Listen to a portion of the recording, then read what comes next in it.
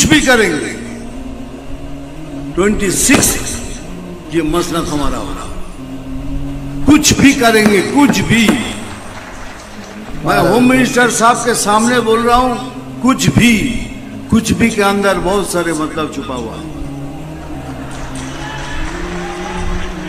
देखिए, हमारे यहाँ एक लीडर बोलता है कि हम 70% मुस्लिम हैं, 30% हिंदू, हम इनको काट के भागीरथी में बहा देंगे।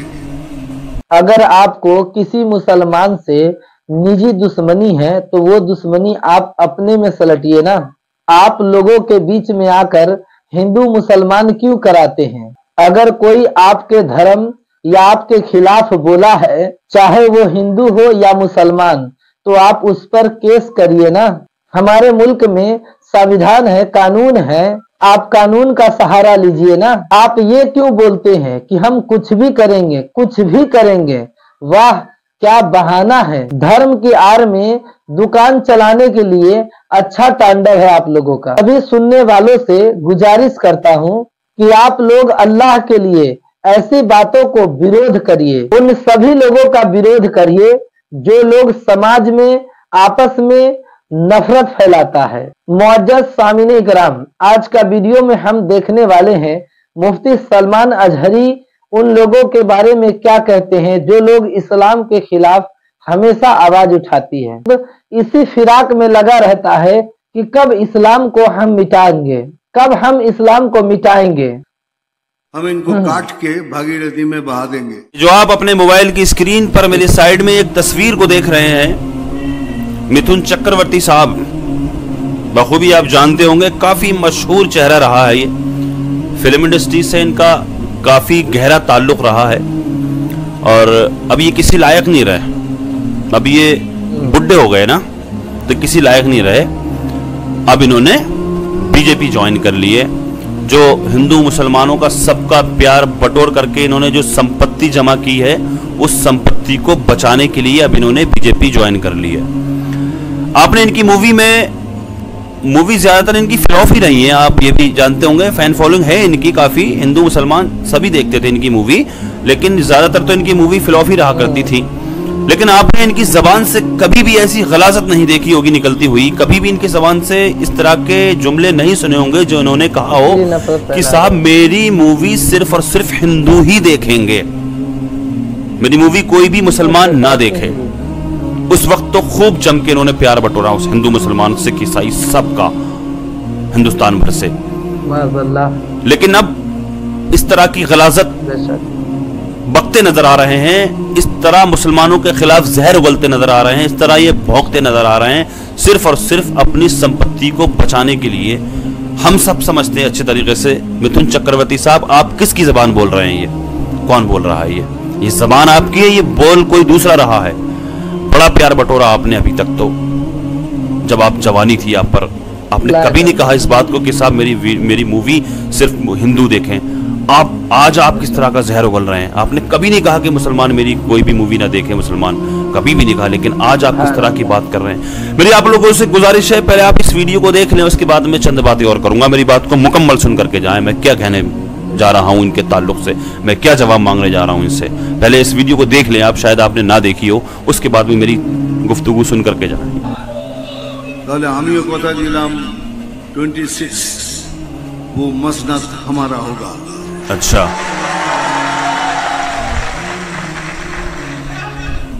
हमने सोचा चीफ मिनिस्टर कुछ तो बोलेगा, कैसी बात मत करो, किसी ने कुछ नहीं कहा।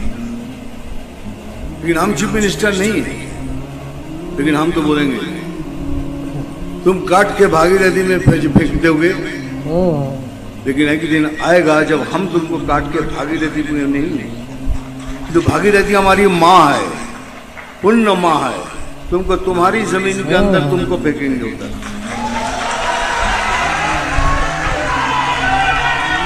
इसलिए बार बार कह रहा हूं, हम कुछ भी करेंगे, कुछ भी।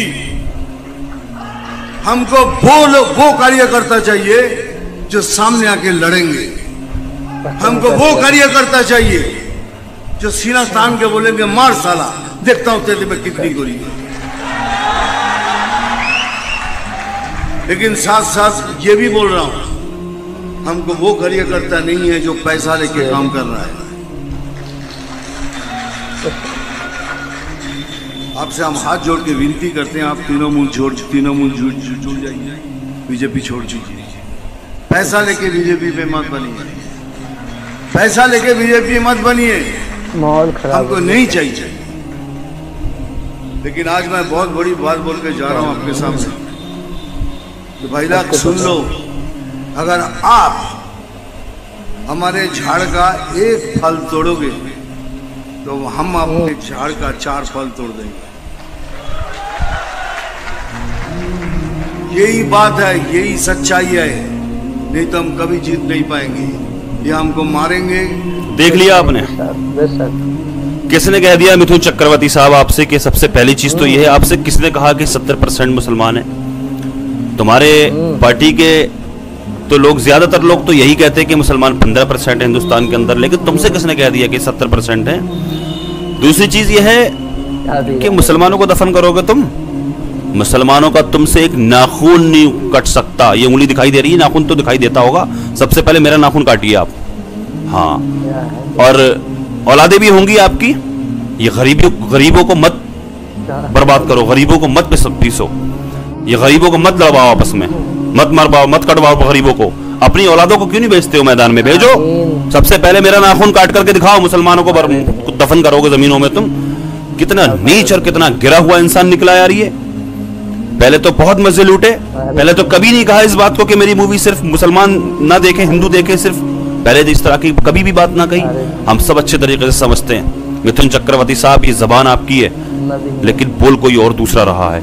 किसकी जबान बोल रहे हैं आप? मुसलमानों को दफन करेंगे आप एक नाखून नहीं काट सकते किसी मुसलमान का। जाने कितने ऐसे आए जिन्होंने कसमें खाई थी मुसलमानों को तबाह बर्बाद करने की, मुसलमानों को खत्म करने की, लेकिन आज उनका नामो निशान नहीं रहा। तुम कौन से खेत की मूली हो? मुसलमानों को तबाह कर दोगे, मुसलमानों को दफन कर दोगे। तुम्हारी हैसियत, तुम भेजो अपने बच्चों को, है तुम्हारी कोई औलाद या मुखन्नस ही हो, अपने बच्चों को मैदान में भेजो ना। तुम और तुम्हारे जितने भी साथी, तुम्हारे कारकुन जितने भी बीजेपी के हैं, जो इस तरह की बात करते हैं, जो जहर उगलने का काम करते हैं, जो गरीबों को आपस में लड़वाने का काम करते हैं, इस देश को दंगाई बनाने का काम करते हैं, वो अपने बच्चों को क्यों नहीं भेजते? वो अपनी औलादों को क्यों नहीं भेजते? उनको भेजो मैदान में लड़ने के लिए। गरीबों को लड़ाने का काम क्यों करते हो तुम लोग? बस यही कह सकता हूं मैं, और क्या कहूं, क्या जवाब दूं इन लोगों को मैं। लेकिन ये गलतफहमी है, जहन से निकाल दो अपनी कि मुसलमानों को दफन कर दोगे, मुसलमानों को उनकी जमीनों में फेंक दोगे। और तुमसे ये किसने कहा कि 70% मुसलमान है? खुद ही तो एक जबान तुम्हारी कहती है कि 15% मुसलमान है, अभी कह रहे हो आपके 70% मुसलमान है। ये गलतफहमी अपने जहन से निकाल दो। मुसलमानों का तुम कुछ भी नहीं कर सकते, तुम्हारी बस की बात नहीं है। तुम्हारी क्या औकात है, तुम्हारी क्या हैसियत है, हम अच्छे तरीके से जानते हैं, हम अच्छे तरीके से जानते हैं। ये तुम किसकी जबान बोल रहे हो जो तुम अपनी जबान से जहर निकाल रहे हो? अच्छे तरीके से जानते हैं तुम किसकी ये जबान बोल रहे हो। अल्लाह की बारगाह में दुआ है, अल्लाह तबारक व तआला हमारे इस मुल्क में अमन और सुकून अता फरमाए। अल्लाह तबारक व तआला हिंदू मुस्लिम भाईचारा कायम फरमाए। अल्लाह तबारक व तआला दुनिया के तमाम मुसलमानों की इज्जत व आबरू की, जान और माल की हिफाजत फरमाए। जो बेकसूर मुसलमान जेलों में कैद हैं, अल्लाह पाक उनको बइज्जत रिहाई अता फरमाए। जो बेजा मुकदमाबाजियों में फंसे हुए हैं, अल्लाह पाक उनको उससे छुटकारा नसीब फरमाए। दुनिया में जहाँ कहीं मुसलमान परेशान हाल हैं, अल्लाह पाक सबकी परेशानियों को दूर फरमाए। जो बीमार हैं उनको शिफा अता फरमाए। खुसूसियत के साथ अभी जितने भी लोग इस वीडियो को देख रहे हैं, हम सब में से कोई भी अगर बीमार है, कोई भी अगर किसी भी मर्ज में मुब्तला है, हम सब के अजीज़ व क़रीब मुहब्बीन मुतअल्लिक़ीन अहबाब सबको जुमला अमराज से शिफा याबी अता फरमाए। अल्लाह तबारक व तआला जिन जिन लोगों ने दुआओं की दरख्वास्त की है कमेंट के ज़रिए, अल्लाह पाक सबकी जुमला परेशानियों को दूर फरमाए। आका के सदक़े में मेरी दुआओं को अल्लाह पाक अपनी बारगाह में कबूल फरमाए। आमीन या रब्बल आलमीन। अस्सलामु अलैकुम व रहमतुल्लाहि व बरकातुहू।